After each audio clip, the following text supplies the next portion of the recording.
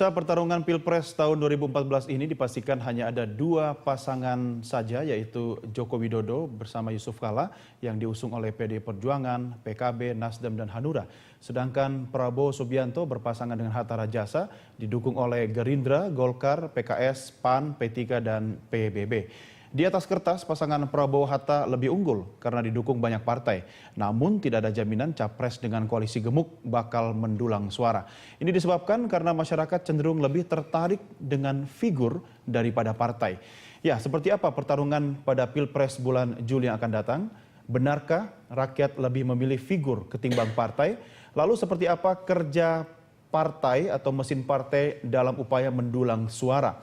Kita akan mendiskusikan hal ini bersama narasumber. Yang pertama Arwani Tomafi, Ketua DPP Bidang Hubungan Media dari Partai Persatuan Pembangunan, dan Rike Diah Pitaloka, politisi PD Perjuangan. Dan juga bersama kita di Grand Studio telah hadir Direktur Riset dari SMRC, Jayadi Hanan. Terima kasih Mbak Rike. Pak Arwani sudah bergabung. Waalaikumsalam. Merdeka. Sebelum ke Anda berdua, saya ke Pak Jayadi dulu ya. Ini Pak Jayadi. Ya, Anda lebih setuju bahwa Pilpres mendatang lebih mudah memenangkan hati rakyat berdasarkan partai atau figur? Dari data-data yang ada, memang Pilpres kita lebih banyak terkait dengan soal figur ya. Partai itu akan berpengaruh. Partai itu menjadi kurang berpengaruh karena tingkat afiliasi masyarakat kita kepada partai atau tingkat kedekatan masyarakat kita kepada partai itu kurang dari 20%. Kurang dari 20%. Kurang dari 20%. Karena itu gerakan partai di tingkat atas itu tidak serta-merta diikuti oleh gerakan pemilih di bawah. Artinya partai itu akan berpengaruh kalau mesin partainya benar-benar berjalan. Itu artinya apakah mesin partai itu nanti ketika kampanye bisa digerakkan pada tingkat grassroots. Kalau itu bisa, maka partai menjadi penting. Untuk apa? Meningkatkan elektabilitas tokohnya atau untuk meningkatkan elektabilitas tokohnya. Karena dalam konteks pertarungan dua kubu yang ada sekarang, dari tingkat popularitas keduanya hampir sama. Survei SMRC menunjukkan popularitas Jokowi 95%, popularitas Prabowo 92%. Itu survei dari mana? SMRC pada akhir April. Yang terakhir ya? Akhir April ya. Kemudian tingkat akseptabilitas Jokowi itu 85%, tingkat akseptabilitas Prabowo 3%. Semuanya berada di dalam margin of error. Artinya kesimpulannya popularitas dan akseptabilitas mereka sama.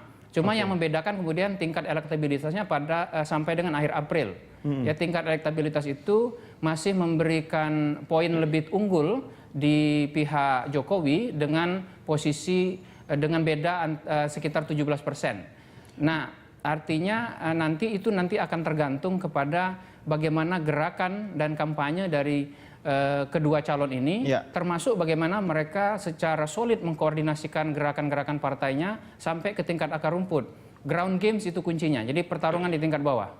Kalau misalnya mesin partai bekerja dengan baik, beramai-ramai mendukung calon presiden dan calon wakil presidennya, apakah berarti capres-cawapres bisa duduk tenang-tenang saja atau tetap harus didukung oleh elektabilitas suara dari capres-cawapres itu sendiri? Tidak bisa, jadi partai itu bergerak itu dengan cara mengafiliasikan partai yang bersangkutan dengan calon. Jadi harus ada hubungan yang erat antara partai dengan calon. Chemistry. Iya, jadi karena itu yang harus memimpin adalah calon dengan timnya. Nah, partai-partai itu kemudian secara orkestratik kemudian mengatakan kepada masyarakat, kami mendukung calon itu dan karena itu Anda harus ikut kami untuk mendukung calon itu. Dan itu harus dilakukan dari rumah ke rumah dengan pertarungan di lapangan. Karena kalau bicara soal pertarungan udara, seperti yang saya bilang tadi, tingkat popularitas, tingkat akseptabilitasnya sudah sama. Artinya pertarungan udara melalui media televisi, media massa maupun melalui media luar ruang, itu fungsinya lebih pada mempertahankan posisi masing-masing. Tetapi untuk meningkatkan elektabilitas masing-masing calon, maka gerakan dari tim calon bersama dengan gerakan mesin partai yang solid itu nantinya akan menentukan. Termasuk serangan fajar? Kalau itu di luar perhitungan survei. Baik. Saya akan menayangkan grafik berikut ini hasil riset dari SMRC seperti yang tadi Pak Jadi Anda sampaikan. Kita lihat sama-sama menurut hasil survei terakhir yang diriset oleh SMRC. Yang terbaru ini ada data mengenai Capres dan Cawapres. Ya. Oke, ini kalau kita bicara tentang survei mengenai tingkat popularitas, kalau ini data dari LSI ya. Kalau dari tingkat popularitas Jokowi 94,9%, sementara Prabowo adalah 93,8%. Memang tipis sekali ya, sama-sama populer. Tingkat kesukaan publiknya sendiri untuk Jokowi memang masih unggul dibanding Prabowo, yaitu 82,7%, sementara Prabowo di 72%. Untuk tingkat kepantasan ini Jokowi 65,2%, Prabowo 60,5%. Sampai saat ini masih unggul Jokowi dari beberapa kategori yang diriset oleh LSI. Nah, ini dari SMRC sendiri, data yang kami terima terakhir adalah elektabilitas Jokowi per 3 April itu 51,9%, sementara per 4 Mei itu ada penurunan di 37,3%. Ya. Sementara untuk Prabowo Subianto per 3 April itu 22,5%, sementara per 4 Mei ada kenaikan walaupun memang sedikit, tidak terlalu signifikan, tapi memang trennya naik. Untuk berikutnya ini adalah Capres, elektabilitas Capres Jokowi dan Prabowo 32%. Ini dari indikator politik Indonesia, dan Prabowo 11,4%.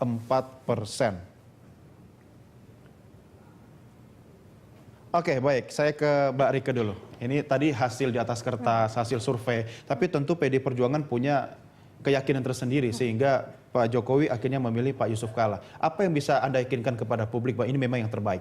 Ya, jadi terima kasih tentu kepada semua lembaga survei yang telah membantu kami untuk melihat peta perjuangan yang harus kita ambil dengan angka-angka seperti itu. Tetapi di satu sisi tentu saja kami berharap bahwa meskipun di atas kertas masih agak lebih tinggi sedikit, bukan berarti kita akan berleha-leha gitu. Tadi dikatakan bahwa gerakan partai itu lebih kelihatan menurun. Justru di dalam posisi sekarang ini PDI Perjuangan sedang terus-menerus untuk bagaimana gotong royong itu terjadi antara partai dengan rakyat. Karena kalau sudah bicara calon presiden, kita tidak bisa mengatakan ini calon presiden partai. Capresnya rakyat ya? Ini capresnya rakyat. Jadi kalau Bung Karno bilang samenbundeling van alle revolusioner progresif pekrachten, ini dari semua kekuatan rakyat yang ada. Dan kami menyadari justru hal yang penting, ada 4 hal yang akan mempengaruhi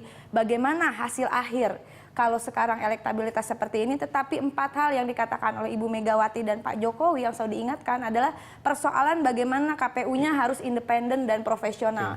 Yang kedua, IT-nya juga harus independen dan profesional.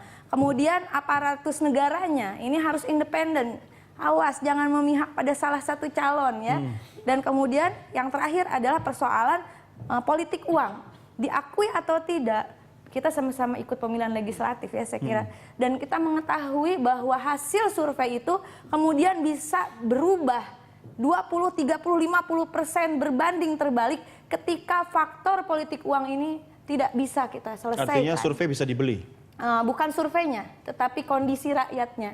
Gitu, bagaimana transaksional ini terus terjadi, dan mudah-mudahan pada Pilpres yang 9 Juli akan datang, persoalan ini bisa berbeda dengan persoalan pemilu legislatif ya. Ada kesadaran publik bahwa kalau Anda memilih karena dibayar, maka siapapun yang jadi, dia tidak mungkin akan bekerja untuk rakyat. Dia pengen balik modal. Betul. Ya, dia akan balik. Tapi yang menarik Pak Arwani, kalau kita bicara figur ya kan, walaupun mesin partai memang bekerja dengan maksimal, toh rakyat tetap seperti Mbak Rike tadi, kita mengamini bahwa memang kembali kepada tokoh figur yang diusung itu sendiri. Nah, bagaimana sebenarnya mesin partai bisa bekerja sama, chemistry-nya bisa masuk, biar walaupun partai berusaha maksimal, toh rakyat tetap akan melihat siapa yang dicalonkan itu. Iya, jadi saya sepakat ya bahwa memang sebelum kita menuju ke lapangan tentu kita ingin memastikan jajaran aparat penyelenggara pemilu ini betul-betul mengambil pelajaran yang berharga dari kemarin ya, pemilu legislatif. Saya kira pemerintah, nah perlu diingat pemerintah ini nggak hanya pemerintah pusat, justru saya lebih melihat peran dalam tanda petik ya, pemerintah daerah, yang bupati lah, yang wali kota atau gubernur, justru yang ini berasal dari berbagai macam partai juga. Maksudnya banyak saya yang kira, gubernur bukan dari iya, partai bukan Anda hanya gitu. dari P3 atau mungkin juga dari teman-teman yang lain. Saya kira juga punya peran yang besar untuk memastikan bahwa pemilu presiden nanti berjalan lebih baik. Iya. Nah, tentu untuk soal figur, saya kira memang ini adalah calon presiden yang memang kembali kepada rakyat, bahwa calon presiden, wakil presiden ini didukung oleh partai politik karena memang persyaratan yang memang disyaratkan oleh undang-undang seperti itu. Jadi walaupun Pak Prabowo Hatta Rajasa ini didukung oleh lebih banyak partai, seperti juga kita mengetahui di 2009 juga pemenangnya adalah juga yang didukung oleh lebih banyak partai, tetapi kita juga melihat sosok Pak Prabowo ini juga pada nantinya akan lebih kita dekatkan, lebih kita intensifkan komunikasi langsung dengan rakyat. Kita tahu Pak Prabowo ini walaupun tidak pernah diberitakan ya, misalnya belusukan kemana-mana, tapi beliau udah sejak lama hobinya seperti itu. Ketika beliau aktif di militer juga tidak hanya belusukan di kota, Ya, tetapi tapi juga kan beda, belusukan Pak, di desa-desa.